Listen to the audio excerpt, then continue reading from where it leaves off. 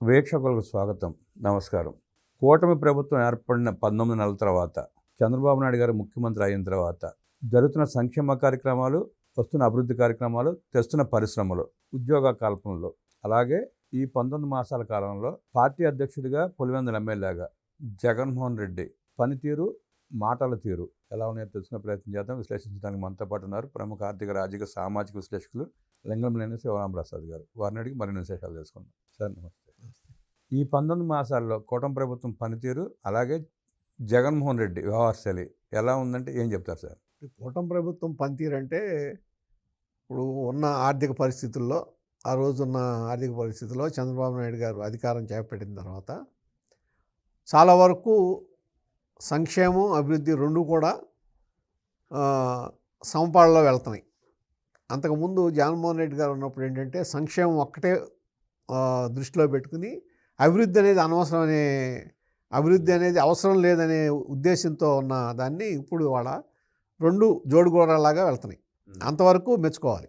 ఎందుకంటే ఇప్పుడు సంక్షేమం చూస్తే ఇప్పుడు మీకు ఏదైతే ఎన్నికల మేనిఫెస్టోలు ఇచ్చారో సూపర్ 6లో ఆల్మోస్ట్ సూపర్ 6లో రెండు తప్ప అన్నీ ఇంప్లిమెంట్ అవుతున్నాయి.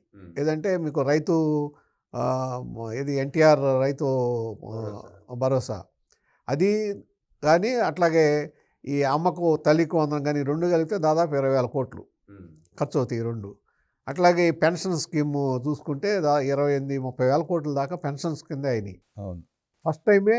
అంతకుముందు ఉన్న వెనకవి కూడా కలిపిచ్చారు, ఒకేసారి 10,000 ఇచ్చారు. సరే, ఇవన్నీ కాకుండా ఇంకా అనేక సంక్షేమ కార్యక్రమాలు జరుగుతున్నాయి. వీటిలన్నిటికి కలిపి దాదాపు 60,000 కోట్ల పైన ప్రతి సంవత్సరంలో 60,000 కోట్ల పైనేగా తప్ప తక్కువ కాదు. అది సంక్షేమానికి ఖర్చు అవుతుంది. అయితే అంతకుముందు జగన్మోహన్ రెడ్డి గారు ఉన్నప్పుడు ఏంటంటే అప్పు తీసుకురావటం, అప్పు మొత్తాన్ని మీరు సంక్షేమానికో ఇంకో దానికో ఖర్చు పెట్టేయటం, అంతే తప్ప అభివృద్ధి కార్యక్రమాల్లో ఎక్కడా దాన్ని పెట్టిన దాఖలాలు లేవు. ఇప్పుడు ఇక్కడ ఏంటంటే అమరావతిని పట్టాలెక్కించారు. దాదాపు ఇప్పుడు 15,000 కోట్లు మొదట్లోనే సెంట్రల్ గవర్నమెంట్ గ్రాంట్ ఇచ్చింది. తర్వాత వేరే సెంట్రల్ గవర్నమెంట్ కౌంటర్ గ్యారంటీతో ఇది ఏషియన్ బ్యాంక్ కానీ, వరల్డ్ బ్యాంక్ కానీ ఫండ్స్ వస్తున్నాయి. మొత్తం ఇప్పుడు ఎట్ ప్రజెంట్ 50,000 కోట్లు దగ్గర 56,000 కోట్లతో అమరావతిలో పనులు మొదలైనవి. అక్కడ పనులు ఎట్లా జరుగుతున్నాయి సార్? ఇప్పుడు అనుకున్నంత స్పీడ్ లేదు కానీ బాగానే జరుగుతున్నాయి. అయితే ఏంటంటే ముందు కనపడదు కదా, డ్రైనేజ్ వ్యవస్థలు, తర్వాత ఇవన్నీ ఏంటంటే under ground cables, under ground drainage ఇవన్నీ ఏర్పాటు చేయాలి. మొన్నటిదాకా వర్షాలు పడి కొద్దిగా ఇప్పుడు మొదలైనవి, స్పీడ్ అందుకున్నాయి. అట్లాగే ఐకానిక్ టవర్స్ ఇవన్నీ మొదలవుతున్నాయి. సెంట్రల్ గవర్నమెంట్కి సంబంధించిన బ్యాంక్స్ కానీ, లేకపోతే నాబార్డు ఇవన్నీ ఆఫీసులకి వీటన్నిటికి కూడా ల్యాండ్ అలాట్మెంట్ జరిగింది. అవి కూడా మొదలైతే తర్వాత ఏంటంటే ఒక షేప్ వచ్చేస్తుంది అమరావతి దీనికి. అది అంటే ఒక 56,000 కోట్లు ఖర్చు పెడుతున్నామంటే దానికి దాంట్లో జిఎస్టీ కింద తిరిగి గవర్నమెంట్కి దాదాపు 15,000 కోట్లు తిరిగి వస్తాయి, రిటర్న్ వస్తాయి. అట్లాగే ఇప్పుడు పోలవరం, అంతకుముందు దాన్ని రివర్స్ టెండరింగ్ చెప్పి పోలవరాన్ని మనం ఏ విధంగా చేశాడు జగన్మోహన్ రెడ్డి గారు చూసాం. అంటే ఇక్కడ విజన్ అనేది వచ్చేటప్పటికి ఏంటంటే పోలవరం మొదలెట్టినప్పుడు అంతకుముందు రాజశేఖర రెడ్డి గారు కాలువలు తవ్వేసి పోలవరం అనేది మొదలెట్టకుండా కాలువలు తవ్వేసి రైట్ కెనాల్ ఇవన్నీ తవ్వేసి వాటిని కూడా ఫినిష్ చేయకుండా ఉంటే ఈ పోలవరం అనేది ఎప్పుడైతే సెంట్రల్ గవర్నమెంట్ ప్రాజెక్ట్ అయిందో దాన్ని ఏ విధంగా మనం సరి చేసుకోవాలనే ఉద్దేశంతో యుద్ధ ప్రాతిపదిక మీద దాదాపు 11 నెలల కాలంలోనే ఆ కెనాల్ మొత్తం దాని మీద ఉన్న ఎక్కడైతే ఇది అక్కడ కనెక్షన్స్ లేవో అవన్నీ కూడా పూర్తి చేసి పట్టిసీమను ఏర్పాటు చేస్తే ఆ పట్టిసీమ ద్వారా ఇవాళ ఈ పట్టిసీమని 1,100-1,500 కోట్లు ఎంతతో పట్టిసీమ ఏర్పాటు చేస్తే దాని మూలాన రైతుల ద్వారా వచ్చిన లాభం 43,000 కోట్లు. అంటే ఇది పూర్తి అవడం ఆలస్యం అవుతుంది కాబట్టి ఈ లోపు చేయొచ్చు అనుకుంటున్నాను. అటువంటిది జగన్మోహన్ రెడ్డి గారి హయాం వచ్చేటప్పటికి ఆయనకి దాదాపు 70% పూర్తయిన ప్రాజెక్ట్ని అప్పచెబితే ఆయన రివర్స్ టెండరింగ్ పేరుతో గ్యాప్స్ కూడా పూడ్చకుండా 2 సార్లు వరదలు వచ్చి డయాఫ్రమ్ వాళ్ళు కొట్టుకుపోతే ఇవాళ ఇప్పుడు మళ్ళీ డయాఫ్రమ్ వాళ్ళు చంద్రబాబు నాయుడు గారు వచ్చిన తర్వాత పట్టాలెక్కించి దాన్ని చేస్తున్నారు. అదొక 15,000-16,000 కోట్లు ఖర్చు అవుతుంది. ఇక్కడ ఏంటంటే ఎవరు ఏం చేశారని కాదు, 2 సీజన్లు పోయినాయి కదా.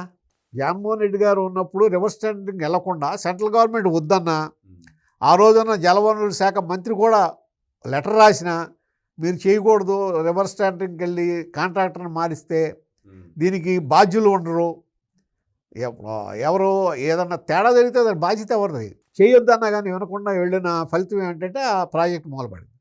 ఇప్పుడు ఆ ప్రాజెక్ట్ మళ్ళీ పట్టాలు ఎక్కింది. అట్లా ఏంటంటే ఒక్కొక్కటి సరి చేసుకుంటూ వస్తున్నారు. అట్లాగే మీకు రెండు అవన ఏంటంటే, ఒకటి 18 సంవత్సరాల మహిళలకి, నిండిన మహిళలకి 59 సంవత్సరాల వరకు 1500 ఇస్తామన్నది ఒకటి, నిరుద్యోగ భృతి ఒకటి. అయితే దాంట్లో కూడా నిరుద్యోగ భృతికి సంబంధించి ఉద్యోగ కల్పన కోసం ప్రయత్నాలు జరుగుతున్నాయి. Already skill development programmes Tata వాళ్ళ ఆధ్వర్యంలో అది కూడా జరుగుతుంది, ప్రోగ్రామ్ మొదలైనవి. అట్లాగే ఈ దాదాపు 8,56,000 కోట్లతో పెట్టుబడులు గ్రౌండ్ అయినాయి, ఆ ఫ్యాక్టరీలు మొదలైనవి. ఇంకా దాదాపు 15 లక్షల కోట్లు గ్రౌండ్ అవ్వాల్సి ఉన్నాయి, దానికోసం ప్రయత్నాలు జరుగుతున్నాయి. ఈ స్కిల్ డెవలప్మెంట్ ప్రోగ్రాము ఇవన్నీ గనక రియలైజ్ అయితే, అట్లాగే పోర్ట్స్ ఇవన్నీ కూడా రియలైజ్ అయితే, అట్లాగే ఇప్పుడు క్వాంటమ్ వ్యాలీ ఇవన్నీ కూడా ఒక్కొక్కటి మొదలైతే ఉద్యోగ కల్పన కూడా చేయొచ్చు. అంతవరకు జరుగుతుంది. ఒక్కది మహిళలకు ఒక్కటే దాన్ని పెండింగ్ ఉంది. అయితే దాన్ని ఏ విధంగా చేస్తారనే చూడాలి. మిగిలిన దాదాపు అన్నీ ఏదైతే ఎలక్షన్ మేనిఫెస్టోలో హామీ ఇచ్చారో ఆ హామీలన్నీ తీర్చుతున్నట్లెక్కే. P4లో భాగంగా మహిళలకు కూడా చేయూతనిస్తూ సుమారుగా 10 లక్షల కుటుంబాలను P4లో జాయిన్ ఇచ్చారు. అంటే ఏ విధంగా దాన్ని ఇప్పుడు వాళ్ళకి చెప్పిన హామీని ఏ విధంగా కాంపెన్సేట్ చేస్తారు, ఏ విధంగా దాన్ని చేస్తారనే చూడాలి. ఏ విధంగా వాళ్ళకి ఇప్పుడు గతంలో ఏంటంటే డాక్రా మహిళలకి వాళ్ళు ఇప్పుడు డాక్రా మహిళల్ని ఇవాళ భారతదేశంలో ఆంధ్రప్రదేశ్ డాక్రా మహిళలు అంత స్ట్రాంగ్గా ఉన్నారంటే చంద్రబాబు నాయుడు గారి కారణం. వాళ్ళకి ఇచ్చిన సపోర్ట్ కానీ వాళ్ళ ద్వారా చేసినవి కానీ, గతంలో అయితే ఇసుక ఇది కూడా వాళ్ళకే ఇచ్చారు, అనేక కార్యక్రమాలు డాక్రా మహిళల ద్వారా చేయించారు. అట్లా ఏం చేస్తారనేది అదొక్కటే చూడాలి తప్ప మిగిలిన అన్ని మహిళలకు ఉచిత బస్సులు లేకపోతే ఉచిత గ్యాస్ సిలిండర్లు అన్నీ అమలు అవటం మొదలైనవి. సో అంటే అభివృద్ధి సంక్షేమం రెండు జరుగుతున్నాయి. అట్లాగే ఒక విజన్తో వెళ్తున్న ప్రభుత్వమే. ఎందుకంటే క్వాంటమ్ వ్యాలీ ఉంది. రేపు ఇవాళ ప్రపంచంలో డేటా అనేది ముఖ్యమైపోయింది.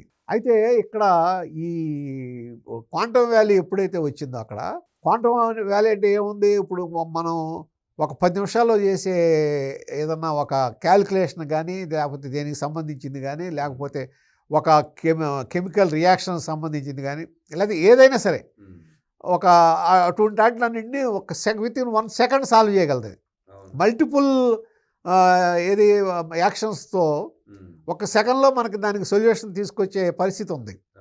ఎప్పుడైతే ఆ క్వాంటమ్ కంప్యూటర్స్ కనుక అక్కడ మొదలైతే, అంటే ఇప్పుడు ఈ జనవరిలో పెడతారన్నారు, ఇంకా పెట్టినట్లేరు, ఇదే 1 నెల 2 నెలల్లో మొదలైతే అప్పుడు దానికి అనుబంధ పరిశ్రమలు, దానికి దగ్గరలో ఆ క్వాంటమ్ కంప్యూటర్ మీద ఆధారపడిన పరిశ్రమలు, డేటా ఇంకా స్పీడ్గా కావాలనుకున్న వాళ్ళు, అవన్నీ కూడా ఆ పరిసర ప్రాంతాల్లో వచ్చి ఎప్పుడైతే మీకు ఒక విధమైన అక్కడ ఒక అట్మాస్ఫియర్ క్రియేట్ అయిందో, అది కూడా అమరావతి కూడా ఆ విధంగా డెవలప్ అయ్యే అవకాశం ఉంటుంది. దాంతోపాటు మచిలీపట్నం పోర్ట్ నిజంగా చాలా ఇది, ఎందుకంటే తెలంగాణకు దగ్గర, తెలంగాణకి పోర్ట్ లేదు. మహారాష్ట్రకి రేపు నాగపూర్ విజయవాడ గ్రీన్ఫీల్డ్ హైవే పూర్తి అవుతుంది.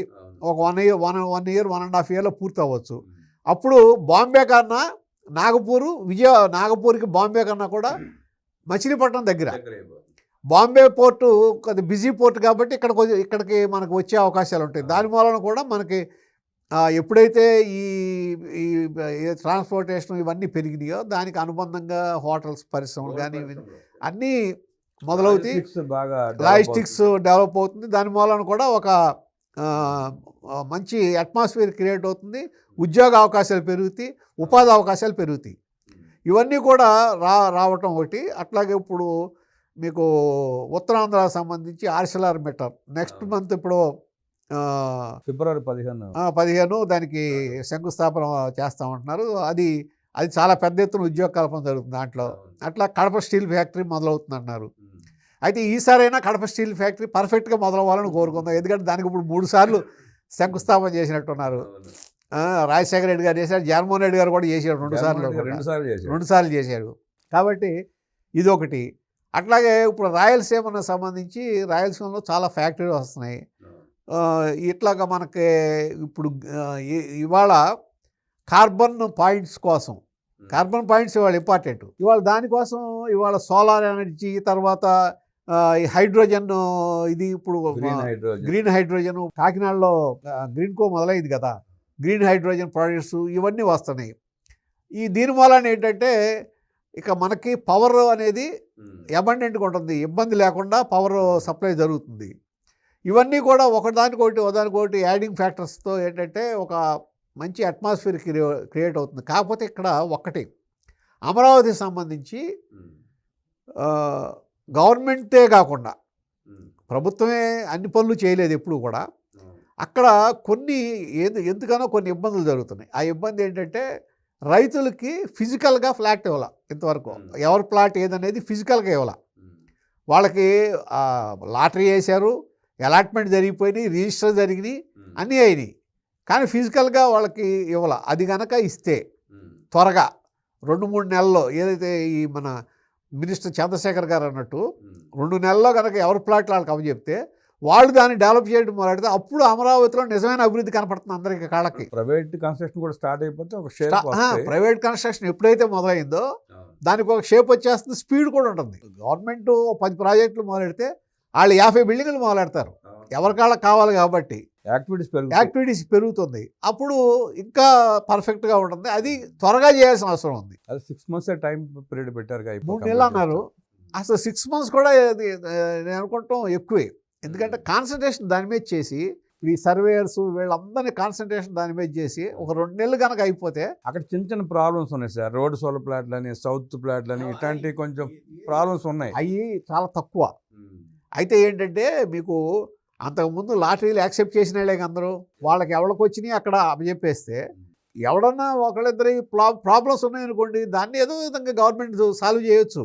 అది అంతా కలిపితే ఒక 20 లేకపోతే ఒక 200-300 మందికో ప్రాబ్లం ఉంటుందేమో, అంతకుమించి పెద్దగా ఉండదు. అవి సాల్వ్ చేయొచ్చు. దానికోసం అన్నీ ఆలస్యం చేయకూడదు, స్పీడప్ చేస్తే అప్పుడు అభివృద్ధి కనపడుతుంది, కళ్ళకు కనపడుతుంది అభివృద్ధి. అప్పుడు ఏంటంటే అభివృద్ధి ఈ విధంగా డెవలప్మెంట్ జరుగుతుంది అనేది కనపడుతుంది. ఈ వెస్ట్ బైపాస్ ఓపెన్ తర్వాత కొంచెం యాక్టివిటీ బాగా పెరిగింది. వెస్ట్ బైపాస్ మీకు గన్నవరం నుంచి మొదలెడితే, గన్నవరం ఎయిర్పోర్ట్ నుంచి మీకు అమరావతికి పావుగంట రావచ్చు. పావుగంట 20 నిమిషాల్లో ఏ విధమైన అడ్డు లేకుండా శుభ్రంగా వచ్చేస్తుంది. విజయవాడ మీద కూడా ట్రాఫిక్ లోడ్ తగ్గుతుంది. విజయవాడలో లోడ్ తగ్గుతుంది. హైదరాబాద్ వచ్చే వెహికల్ వైజాగ్ ఇటెళ్ళే కూడా విజయవాడలో ఎంటలో కూడా వెళ్ళిపోవచ్చు, ఈజీ యాక్సెస్ అయిపోయింది. ఈవెన్ చెన్నై నుంచి వచ్చే కూడా ఇటు రాకుండా దాని మీద నుంచి వెళ్ళిపోవచ్చు కాదు దగ్గర వచ్చి. సో ఇవన్నీ డెవలప్మెంట్స్ జరుగుతున్నాయి. ఇంకా ఏంటంటే పొలిటికల్ గవర్నెన్స్ అనేది ఇంకా చేయట్లా, అది కూడా అవసరం. ఎందుకంటే ఇప్పుడు ఇందాక మీరు కంపేర్ చేస్తామన్నారు, జగన్మోహన్ రెడ్డి గారి వాళ్ళు ఏంటి, ఏది చూసినా ఒక అబద్ధ ప్రచారం అనేది చేస్తున్నారు. మొన్న మీరు చూడండి అమరావతి మీద, అంతకుముందు అమరావతి నాకు ఇష్టమే అన్నారు, మళ్ళీ అమరావతి రివర్ బెడ్లో ఉందంట మొదలెట్టారు. అట్లాగే ఇప్పుడు ఈ ఇది వచ్చింది, మన గూగుల్ వచ్చింది. గూగుల్ డేటా సెంటర్ వచ్చినప్పుడు డేటా సెంటర్లే పనికిరావని చెప్పి అసలు డేటా సెంటర్ పట్టుకొచ్చారు. దాన్ని మీరు ఎక్కడి నుంచి పట్టుకొచ్చారు, అన్ని దేశాలు తీసేస్తే ఎవళ్ళు పెడతానికి వీల్లేదంటే బతిమాలి వాళ్ళని తీసుకొచ్చి పెట్టుకున్నారని చెప్పి వాళ్ళకి సంబంధించిన పేపర్లో వాళ్ళ నాయకులు మాట్లాడారు. జగన్మోహన్ రెడ్డి గారు మాట్లాడకపోవచ్చు, ఆ పార్టీకి సంబంధించిన వాళ్ళందరూ మాట్లాడారు. క్రెడిట్ లేదు, అది క్రెడిబుల్ కాదు, పనికిరాంది అని చెప్పడానికి ట్రై చేశారు. ఎప్పుడైతే డేటా సెంటర్స్ ప్రాముఖ్యత తెలిసిందో, కాదు ఇది ముఖ్యమైనది, దీని మూలాన ఇన్ని వస్తాయి, ఉద్యోగాలు వస్తాయి, ఇన్ని లక్షల కోట్లు పెట్టుబడులు వస్తాయని తెలిసిన తర్వాత క్రెడిట్ నాది అంట మొదలెట్టారు. అంటే ఇది ఏంటంటే మీ అంతటికి మీరే ఒక మాట చెప్పి మళ్ళీ దాన్ని మీరే ఖండించుకుంటే ప్రజల్లో దాని మూలాన ఇది రాదు. ప్రజలకి ఏం అవసరమో చూసి, ప్రభుత్వంలో ఏ లోపాలు ఉన్నాయో చూసి, ప్రభుత్వం ప్రజలకు ఏమి చేయట్లేదు చూసి దాని మీద ఫైట్ చేయాలి. ఫైట్ చేస్తే విలువ పెరుగుతుంది, దాని మీద ఫైట్ చేసి అవకాశం ఉంటుంది. ఇది మీరు తప్పు చేస్తున్నారు, ఇది చేయకూడదని ఫైట్ చేయాలి. అంతేగాని ఈయన దేనికోసం ఫైట్ చేస్తున్నాడు, ఆయన యొక్క ప్రతిపక్ష హోదా కోసం ఫైట్ చేస్తున్నాడు. అది అవసరమా? ప్రతిపక్ష హోదా అనేది నాకు ఇస్తేనే నేను వస్తాను అసెంబ్లీ కంటే, అది నిజంగా బాధ్యత రాహిత్యమే కదా.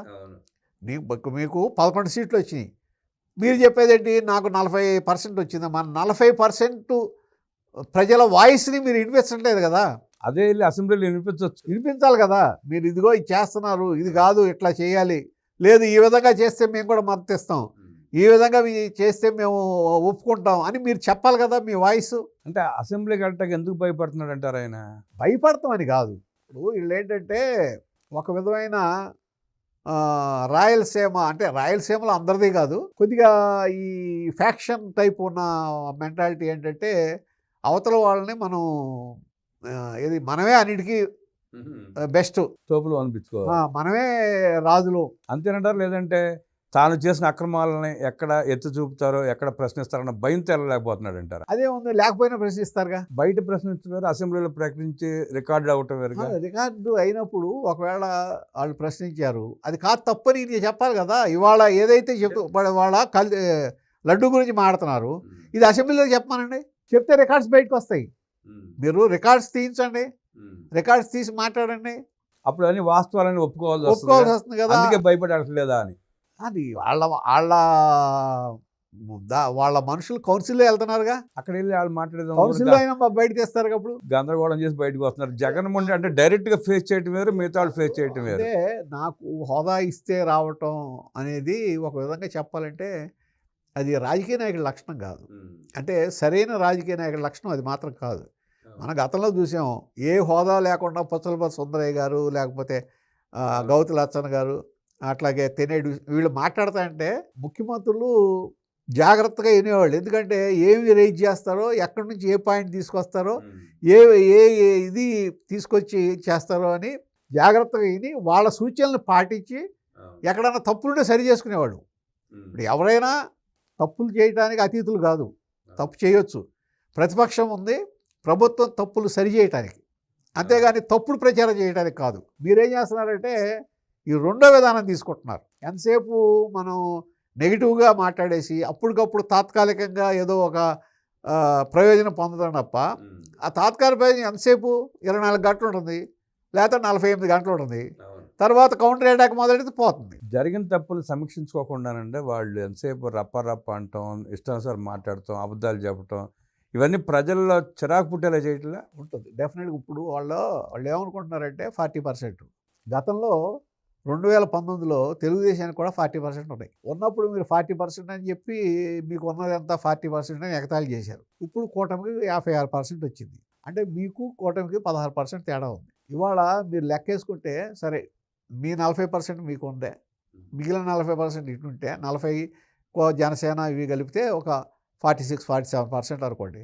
ఉంటే, ఆ మిగిలిన న్యూట్రల్స్ ఉన్నారు కదా, వాళ్ళు అభిమానం సంపాదించుకోకపోతే మీ 40%తో మీరు గెలవలేరు. ఉపయోగం లేదు, గెలవలేరు మీరు. అంటే వాళ్ళకు కూడా చిరాకు అసహ్యం పుట్టేలా చేసుకుంటున్నారుగా. ఇప్పుడు దీంట్లోకి వచ్చేటప్పటికి ఈ న్యూట్రల్స్ ఎప్పుడైతే ఉన్నారో వీళ్ళు రఫా అంటాం, తర్వాత వీళ్ళని ఎందుకు ఓడిచ్చారు, వాళ్ళ దురాఘాతాలను భరించలేక, దురాఘాతాలు, తర్వాత ఒక ఆస్తి, ఎవరిదైనా ఒక ఆస్తి ఉంది, ఆ ఆస్తి వాళ్ళ సొంతం, దాని మీద మన ఫోటోలు వేసుకుని వాళ్ళ భూముల్లో మన బొమ్మలు పెట్టిన సర్వే రాళ్ళు పెట్టి, అట్లాగే బర్త్ సర్టిఫికేట్ మన ఫోటో వేసి, అసలు బర్త్ సర్టిఫికేట్ మీ ఫోటో ఏంటి, డెత్ సర్టిఫికేట్ మీద ఫోటో వేసి, ఇది ఇన్ని పిచ్చి పనులు చేసిన దానికి ఏంటంటే ఈ ప్రజలు అసహించుకున్నారు. అసహ్యమే మీకు 2024 ఎలక్షన్లో ప్రతిబింబించింది. అది దాన్ని ఇవాళ అది కూడా మళ్ళీ రఫా అనుకుంటా దాన్ని మీరు మార్చుకోకుండా, ఆ రోజు తప్పు జరిగింది మనం మార్చుకుందాం, సిస్టమ్ మార్చుకోవాలి,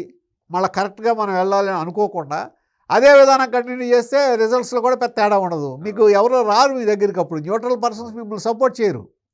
సపోర్ట్ చేయనప్పుడు ప్రయోజనం కూడా లేదు.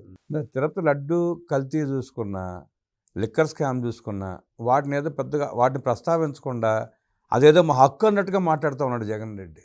తిరుపతిది సిట్ క్లియర్గా ఇచ్చింది. ఏమనంటే 80% కెమికల్స్తో చేశారు, అది క్లియర్గా వాళ్ళు ఇచ్చేశారు. దానికి పైగా నిన్న ఇప్పుడు ఒక నానిని ఎవరు మాట్లాడుతున్నారు, వింటుంటారు మీరు, జంతువుల కొవ్వు కాదు కదా, పంది కొవ్వు కాదు కదా, చేప నూనె కాదు కదా అట్టని చెప్పి అల్లరి చేశారని చెప్పి వాళ్ళు ఇంకా పై ఎదురు మాట్లాడటం. అల్లరా అని వీళ్ళు అల్లరి చేయలా. ఎన్డీబీబీ రిపోర్ట్లో వచ్చింది. ఎన్డీబీబీ రిపోర్ట్లో మేబీ యానిమల్ ఏది ఈ మన maybe possible vegetable fat, fish oil, తర్వాత ఈ ఇది ఆవు మన జంతువుల కొవ్వు ఇవన్నీ కూడా ఉండే అవకాశం ఉంది, ఉన్నట్టుగా ఉన్నాయి అంటే ఆ రిపోర్టు అని ఇచ్చిన రిపోర్ట్ ఎవరు? National dairy development board lab. దాన్ని వీళ్ళు ఉటంకించారు. అది ఇట్లా వచ్చింది అన్నప్పుడు దాన్ని మీరే వెళ్ళారు కదా కోర్టుకి, సుప్రీంకోర్టుకి. సుప్రీంకోర్టు వేసిన సిట్టే కదా ఇవాళ. ఆ సిట్టే క్లియర్గా ఇచ్చింది కదా. ఏది ఈ కల్తీ నెయ్యి అసలు కల్తీ అవడం కూడా కాదు. నెయ్యి లేదు, అంత కల్తీ. ఇది కల్తీ నెయ్యి కూడా కాదు, దాంట్లో ఏదో కలపటం కాదు. అది అసలు ఏది దొంగ నెయ్యి, కల్తీ పామాయిల్. కల్తీ పామాయిల్, తర్వాత కెమికల్స్ అవన్నీ కలిపి ఆ నెయ్యి వాసన రావడానికి కూడా ఇంకో కెమికల్ కలిపి, కెమికల్స్తో మీరు నేతిని తయారు చేసి ఇవాళ మేము అమాయకులు అంటే కుదరదు కదా. సమర్థించుకునే ప్రయత్నం చేస్తాం, మళ్ళీ బురద జల్లటం. ఎట్లా సమర్థించుకుంటారు? 36 మంది మీద మన ఎఫ్ఐఆర్ ఫైల్ చేసి కేసు పెడితే వాళ్ళు కోరుకుంటే సుప్రీంకోర్టు సిట్ ఏర్పాటు చేసి ఇన్వెస్టిగేషన్ చేయించి రిపోర్ట్ ఇచ్చిన తర్వాత ఇవాళ మళ్ళీ దాని మీద కూడా విమర్శలు. అదే అంటానికి లేదు. ఇప్పుడు ఒకవేళ సిట్ని కనుక మీరు అంత క్లియర్గా తీసుకుని ఈ సిట్ రిపోర్ట్ కరెక్ట్ అంటే సిట్ ఎవరికైతే నేరస్తులని 36 మంది చెప్పిందో అది కూడా కరెక్టే, అంతే కదా. అంటే జరిగినట్టేగా, జరిగినట్టే వాస్తవాలు బయట వాస్తవంగా మీకు అక్కడ జరిగినట్టే కదా.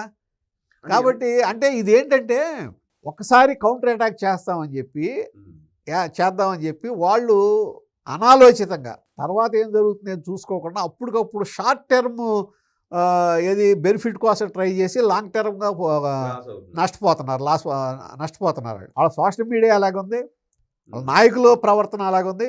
ఈవెన్ జగన్మోహన్ రెడ్డి గారు మాట్లాడే ప్రెస్ మీట్ కూడా అట్టగుంది. ఆయన ఒక ప్రెస్ మీట్ పెడితే వాళ్ళ నాయకులు గుడ్లు పట్టుకుంటున్నారు. ఈ ప్రెస్ మీట్లో ఏం జరుగుతుందని ఒక్కొక్క ప్రెస్ మీట్కి గ్రాఫ్ పడిపోతుంది, పెరగట్లా. అందుకే నేను గణతంత్ర దినోత్సవాలు కూడా రావద్దని అంటున్నారు, అందుకే వచ్చినట్టు లేడు. ఆయన ఏ పనిలో ఉన్నారండి బెంగళూరు. ఈ 20 మాసాల చంద్రబాబు నాయుడు గారి అద్భుత పాలన గురించి, అలాగే జగన్మోహన్ రెడ్డి ఆయన పార్టీ వ్యవహారాల గురించి అద్భుతంగా విశ్లేషించిన లింగంనేని శివరాం ప్రసాద్ గారికి ధన్యవాదాలు తెలియజేస్తూ నమస్కారం.